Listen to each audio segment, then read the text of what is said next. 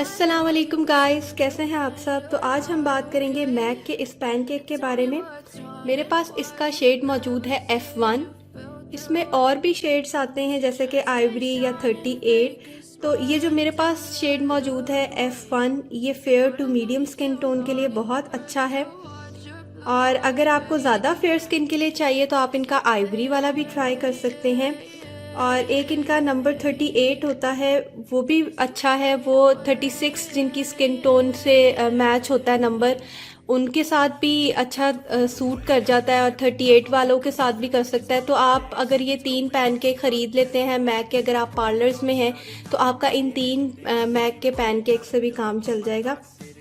और आपने इसके डार्कर शेड्स की तरफ नहीं जाना क्योंकि उसकी आपको ज़रूरत ही नहीं है। अगर आप ये 3 शेड्स ख़रीद लेते हैं तो वो आपके लिए काफ़ी हैं। ये एक ज़बरदस्त किस्म का पैनकेक है। मुझे तो ये बहुत अच्छा लगता है क्योंकि इससे जो आपकी बेस है ना, वो बहुत ज़्यादा फ्लॉलेस लगती है। तो मैं आपको सबसे पहले इसका टेक्सचर चेक करा देती हूँ। ये इस तरह का होता है। इसका टेक्सचर थोड़ा सा ऑयली ऑयली आपको लगता है, लेकिन ये लगाने से ऑयली नहीं होता।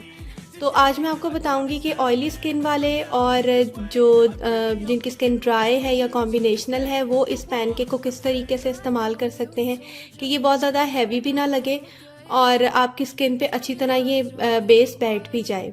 तो सबसे पहले हम बात करते हैं ऑयली स्किन वालों के लिए। मैं आपको यहाँ पे अप्लाई करके दिखाऊंगी कि किस तरह से ऑयली स्किन वाले इस बेस को अप्लाई कर सकते हैं। तो सबसे पहले जो हम मेकअप अप्लाई करते हैं तो हमारा सबसे पहला स्टेप होता है प्राइमर यूज़ करना। तो आप प्राइमर यूज़ कर सकते हैं या फिर आप एलोवेरा जेल भी इस्तेमाल कर सकते हैं। मेरे पास यहाँ पे एलोवेरा जेल मौजूद है। मैं एलोवेरा जेल पहले अपने हैंड पे लगाऊंगी ताकि मेरी स्किन प्रेप हो जाए। तो ये मैं अप्लाई कर रही हूँ एलोवेरा जेल सबसे पहले।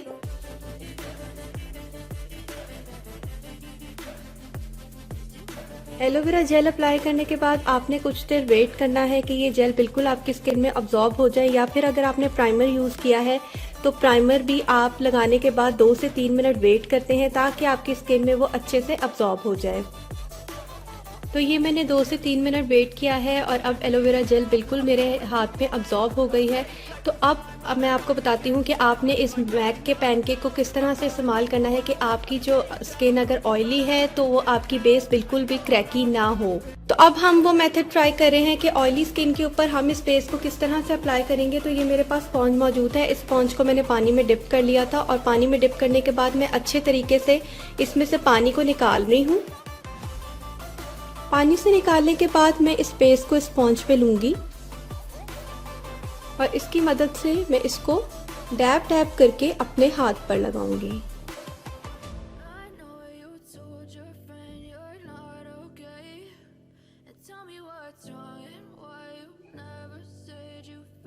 तो ये मैंने स्पॉन्ज की मदद से डैब डैब करके इस बेस को लगाया है। तो ये देखिए कि ये कितनी सेटल सी लग रही है मेरी स्किन के ऊपर। ये बिल्कुल भी ऐसा नहीं लग रहा कि आपके स्किन टोन से मैचिंग ना हो। ये देखिए, मैं आपको दूसरे हाथ का भी डिफरेंस दिखाती हूँ। ये देखिए, मैं आपको अपने दूसरे हाथ का डिफरेंस दिखाती हूँ। ये बेस मैंने अभी अप्लाई की है मैक की और इस पे मैंने कुछ भी अप्लाई नहीं किया हुआ। तो ये देखिए, ये कितनी स्मूथ बेस है, ये कितनी अच्छी लग रही है अप्लाई हुए हुए कि बिल्कुल भी फील नहीं हो रहा कि बेस लगी हुई है और कॉम्प्लेक्शन भी इससे फेयर लग रहा है। अब हमने इस बेस को तो अप्लाई कर लिया है। अब हम इसके ऊपर अप्लाई करेंगे कॉम्पैक्ट, क्योंकि इससे हमारी बेस मज़ीद जो है वो सेटल होगी और इस बिल्कुल भी क्रैकी नहीं होगी और लॉन्ग लास्टिंग हो जाएगी। तो ये मेरे पास कॉम्पैक्ट मौजूद है। ये वाला कॉम्पैक्ट मैं अप्लाई करूँगी डैब डैब करके अपने हाथ पे, ताकि मेरी ये वाली जो बेस है वो क्रैकी ना हो और ये सेटल हो जाए और ये एक वाटरप्रूफ बेस बन जाए। तो ये मैंने कॉम्पैक्ट भी अप्लाई किया है। तो देखिए, मेरा ये वाला बाजू और मेरा ये वाला, इन दोनों में कितना डिफरेंस है और ये कितनी सेटल बेस लग रही है और कितनी अच्छी लग रही है। और इस पे मैंने कुछ भी अप्लाई नहीं किया हुआ। तो इससे आपको अंदाज़ा होगा कि दोनों बेसेस, तो इससे आपको अंदाज़ा होगा कि ये बेस कितनी अच्छी है। अब आपने कॉम्पैक्ट अप्लाई करने के बाद सिर्फ लास्ट स्टेप ये करना है कि आपकी स्किन क्योंकि ऑयली है तो आपने मेकअप फिक्सिंग स्प्रे ज़रूर करना है और फिर आपने स्पॉन्ज की मदद से डैब डैब करना है ताकि ये आपके पोर्स में चला जाए और आपकी बेस बिल्कुल फिक्स हो जाए अपनी जगह पे। इस तरीके से, और फिर आपने वेट करना है कि ये अब्जॉर्ब हो जाए तो आपकी बेस फ्लॉलेस बनेगी। तो अब हम चलेंगे और मैं आपको करवाऊंगी टेस्ट इस बेस का। मैं इसको पानी के नीचे रखूंगी तो आपको चेक करवाऊंगी कि देखिए ये बेस बिल्कुल भी अपनी जगह से नहीं हटेगी, ये बेस बिल्कुल आपकी बिल्कुल इंटैक्ट हो जाएगी और आपके फेस के साथ बिल्कुल मैच हो जाएगी। तो चलिए हम चलते हैं उसकी तरफ।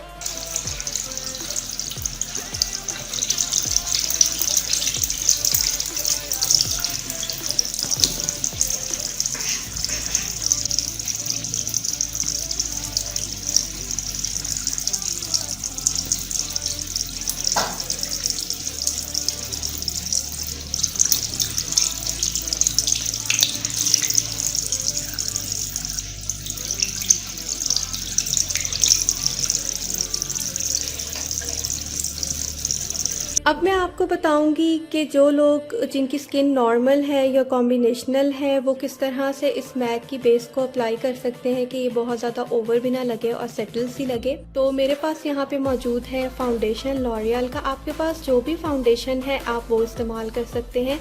तो ये मैं फाउंडेशन अप्लाई करूँगी अपने हाथ पर। सबसे पहले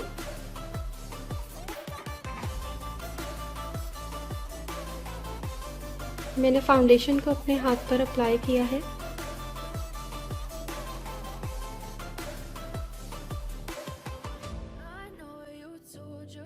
आप सबसे पहले अपनी स्किन को उसी तरह ही प्रेप कीजिएगा। कोई भी आप एलोवेरा जेल या फिर प्राइमर यूज़ कर सकते हैं। वो लगाने के बाद आप हल्की सी फाउंडेशन की लेयर लगाइए, और फाउंडेशन की लेयर लगाने के बाद अब आपने उस तरह से इसको वेट नहीं करना। ये मेरे पास मौजूद है यहाँ पे रोज़ वाटर। आप कोई भी रोज़ वाटर ले सकते हैं। रोज़ वाटर का आपने स्प्रे करना है इस स्पॉन्ज पे। स्प्रे करने के बाद फिर आपने इस बेस को अप्लाई करना है। तो ये मैं ले रही हूँ मैक वाली बेस। फिर ये मैं अप्लाई करूँगी अपने हाथ पर इस तरह से।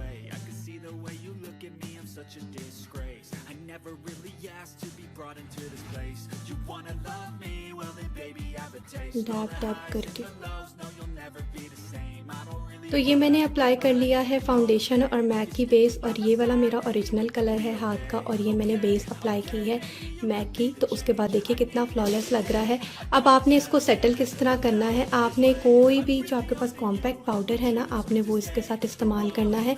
मैंने कॉम्पैक्ट पाउडर इसी के अंदर ले लिया है, और मैं स्पॉन्ज की मदद से इस कॉम्पैक्ट पाउडर को अपने हाथ पर टैप टैप करूँगी ताकि मेरी बेस बिल्कुल भी क्रैकी ना हो और मेरी बेस बिल्कुल फ्लॉलेस हो और मेरी बेस वाटरप्रूफ बन जाए।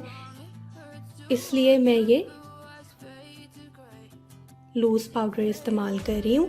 और आपने बहुत ज़्यादा लेयर्स नहीं लगानी इस बेस की, ना आपने ज़्यादा फाउंडेशन इस्तेमाल करना है, क्योंकि फिर आपकी बेस बहुत ज़्यादा क्रैकी लगनी शुरू हो जाएगी।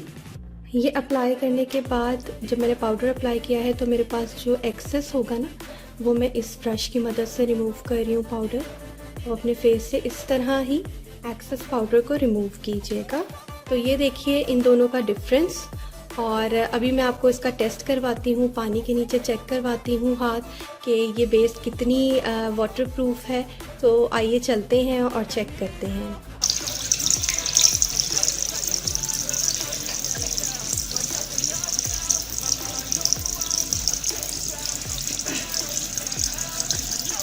अच्छा, अभी तक जो मैंने आपको बताया है ना, कि मैंने आपको बताया कि आपने इसको किस तरह से ऑयली स्किन वालों ने इस्तेमाल करना है, या नॉर्मल या कॉम्बिनेशनल या ड्राई स्किन वालों ने इसको किस तरह से इस्तेमाल करना है। तो अब मैं आपको बताऊंगी एक मेथड जिससे आप देखेंगे कि आपका ना, अक्सर आप पार्लर में मेकअप कराते हैं तो आपको वेट वेट सा फील होता है, और ये बेस जो है ये हैवी बेस बनेगी। तो आइए चलते हैं। तो सबसे पहले इसके लिए चाहिए है क्रेयोलॉन की स्टिक। ये मेरे पास क्रेयोलॉन की स्टिक है, इसको मैं सबसे पहले अपने हाथ पे लगाऊंगी।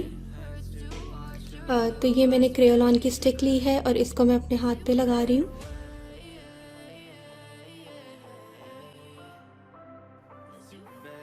इसको अप्लाई करने के बाद मैं स्पॉन्ज की मदद से इस तरह से मैंने स्पॉन्ज की मदद से इसको ब्लेंड कर लिया है, इस बेस को क्रेयोलॉन वाली। तो क्रेयोलॉन की स्टिक को लगाने के बाद, उसको ब्लेंड करने के बाद अब हमें चाहिए है एक वेट ब्रश। ये मेरे पास वेट ब्रश मौजूद है और इसकी मदद से मैं ये बेस अप्लाई करूँगी। तो ये मैं बेस ले रही हूँ, तो इसको मैं अप्लाई करूँगी।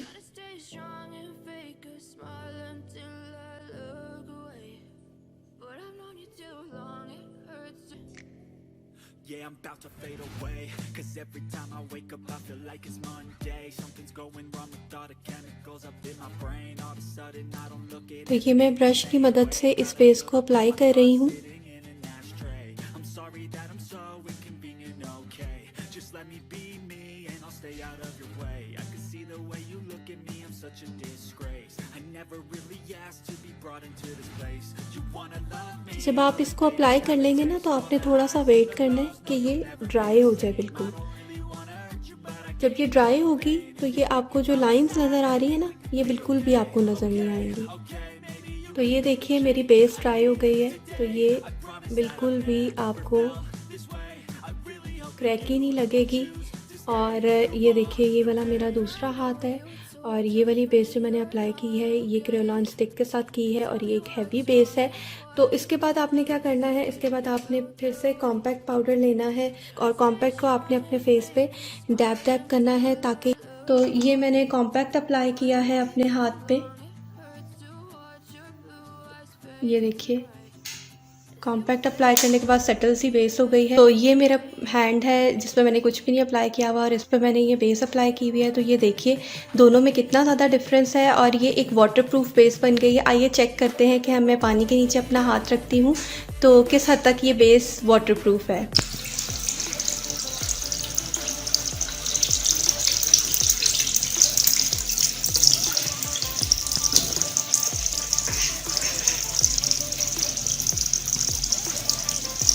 तो अब मैं आपसे अपना लास्ट मेथड शेयर करूँगी। मैंने अपनी वीडियोस में सिखाया है DIY बेस के बारे में, तो वो थोड़ी सी बेस मैं इसके अंदर डालूँगी और साथ ही मैं मैक के साथ देखिएगा इसको किस तरह से इस्तेमाल करूँगी। तो ये मैंने DIY बेस सिखाई थी। तो मेरे पास वेट ब्रश मौजूद है और ये मैंने वेट ब्रश इस मैक की बेस में अप्लाई किया है और ये मैंने वेट ब्रश लिया है और फिर मैं मैक की बेस इसके साथ लगा रही हूँ और मैं इसके साथ मिक्स करके इसको अपने हाथ पे अप्लाई करके दिखाऊंगी। तो देखिएगा कितनी सटल सी लुक आएगी। आप इस तरह से भी मैक की बेस को इस्तेमाल कर सकते हैं।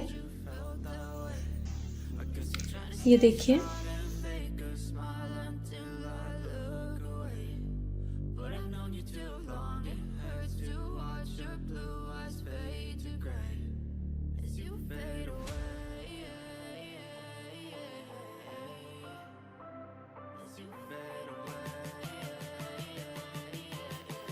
तो ये वो वाली बेस है जो मैंने आपको सिखाई थी कि किस तरह से आप अपने घर में भी बना सकते हैं इस बेस को। और इसके अंदर मैंने मिक्स किया है मैक का शेड ये वाला और थोड़ी देर के लिए आप इसको लगा के ड्राई होने के लिए छोड़ेंगे तो ये देखिएगा कितनी अच्छी कवरेज देगी ये बेस। ये मैंने वो अपनी बेस अप्लाई की है, उसके साथ मैंने पैनकेक अप्लाई किया है मैक का और इस हाथ में मैंने कुछ भी अप्लाई नहीं किया हुआ। तो देखें दोनों में कितना ज़्यादा डिफरेंस है। मैंने आपके साथ सारे मेथड शेयर कर दिए हैं कि आप किस तरह से मैक के इस पैनकेक को इस्तेमाल कर सकते हैं। नेक्स्ट अगर आपको इससे रिलेटेड कोई वीडियो चाहिए या फिर आपको कोई इन्फॉर्मेशन चाहिए इससे रिलेटेड तो आप मेरे से पूछ सकते हैं। मिलते हैं नेक्स्ट वीडियो में। अल्लाह हाफ़िज़।